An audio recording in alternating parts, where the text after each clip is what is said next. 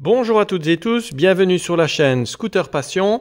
Aujourd'hui, une vidéo pour parler du différentiel des voitures RC et en particulier des SNRC R3. Alors, on parle beaucoup des différentiels. Donc, sur la SNRC R3, vous savez que vous avez un différentiel à l'arrière.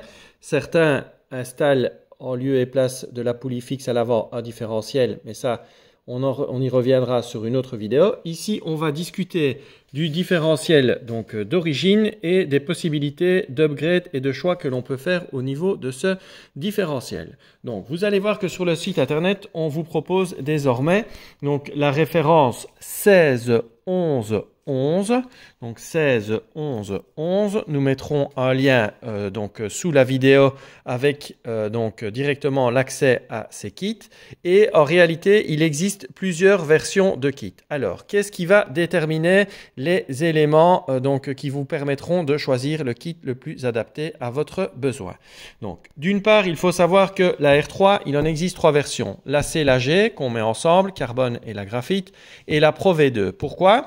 La C et la G ont des prises de force sur le différentiel arrière qui nécessitent des pins de 3,1. Donc ici, vous voyez que vous avez des pins diamètre 3,1 qui s'insèrent dans les prises de force. Par contre, pour la Pro V2, le pin est de 3,6. Si vous avez fait un upgrade sur votre CG et que vous êtes passé en pin 3,6, puisque c'est tout à fait possible, mais dans ce cas-là, vous irez utiliser les kits qui sont prévus sur la Pro V2. Alors, quels sont les différents éléments qu'on prend en considération pour connaître le kit qui s'adapte le mieux à notre besoin? Comme je vous l'ai dit, d'une part, si on a une C ou une G avec 3,1 ou une Pro V2 avec 3,6, voire une CG upgradée en 3,6, il y a deux séries de références. La première série, c'est la référence C et G, et la deuxième série, c'est pour la Pro V2.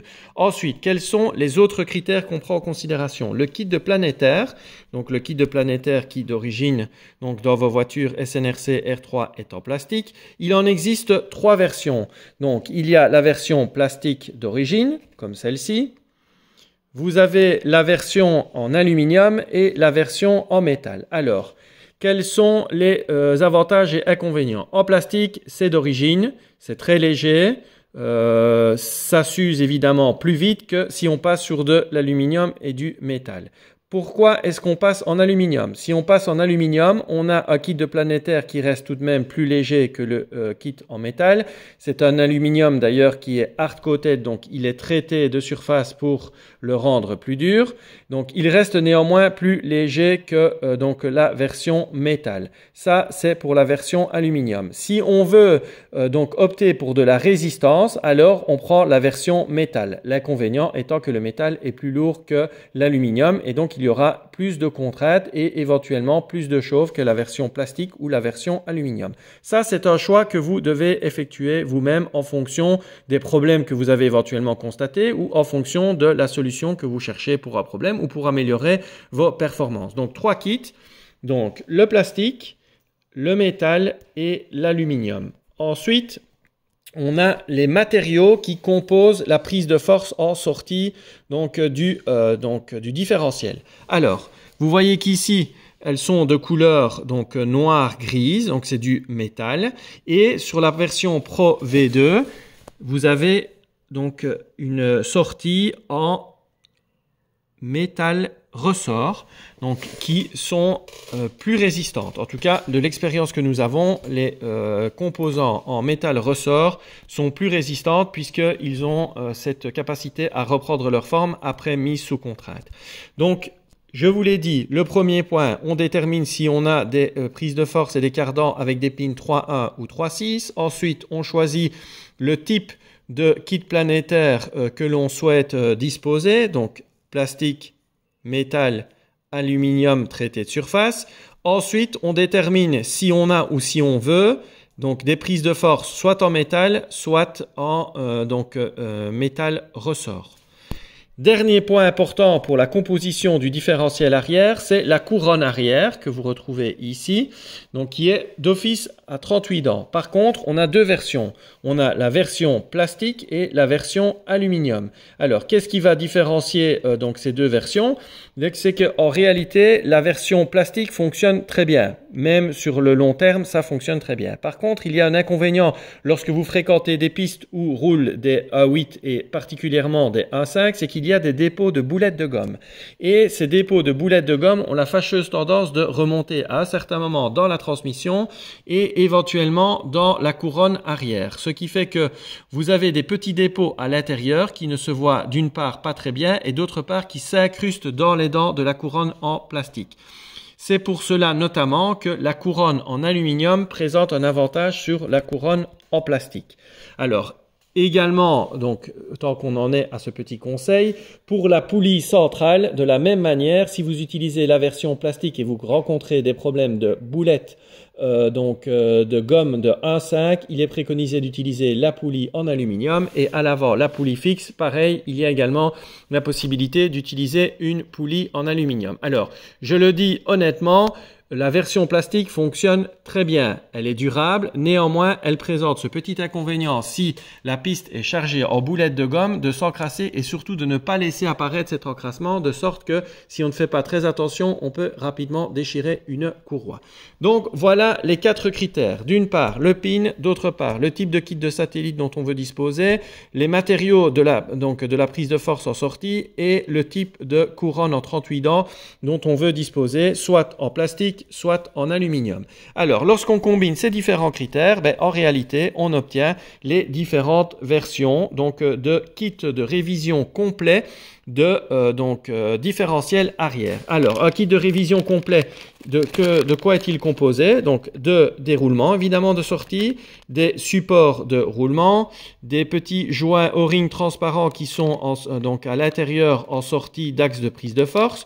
On a le boîtier du différentiel, on a la couronne, 38 dents, qui peut être en plastique ou en aluminium, le kit planétaire, on a les prises de force, on a également les pins, non pas qui se mettent entre les prises de force et le cardan, pardon, mais ce sont les pins qui s'installent au niveau de la prise de force à l'intérieur du différentiel. On a également une série de rondelles qui se placent derrière les planétaires et au niveau des axes de prise de force à l'intérieur du différentiel. Et là, on vous en fournit plusieurs parce qu'il sera nécessaire lors de l'assemblage de s'assurer qu'il n'y a pas de friction ou frottement. Et de cette manière, vous allez pouvoir utiliser les différents joints des différentes épaisseurs qui sont fournis avec le kit de révision pour obtenir un différentiel qui, une fois fermé, ne provoquera pas de frottement entre le kit de planétaire et le couvercle du différentiel. Donc c'est pour cela que SNRC vous fournit différents joints de différentes épaisseurs qu'on peut parfois accumuler et également des petites rondelles supplémentaires pour pouvoir ajuster le tout. Donc lorsque le différentiel est fermé, il doit bien tourner librement et vous ne devez pas sentir de résistance. Alors sur le site internet www.scooterpassion.be, on va vous proposer toute une série d'options. Alors on ne vous les propose pas tous parce que logistiquement c'est impossible de suivre, mais on a fait une sélection, sachant que pour notre part on privilégie systématiquement des prises de force en acier ressort. Vous disposerez pour la C et la G d'un kit complet original, donc sous cette référence là.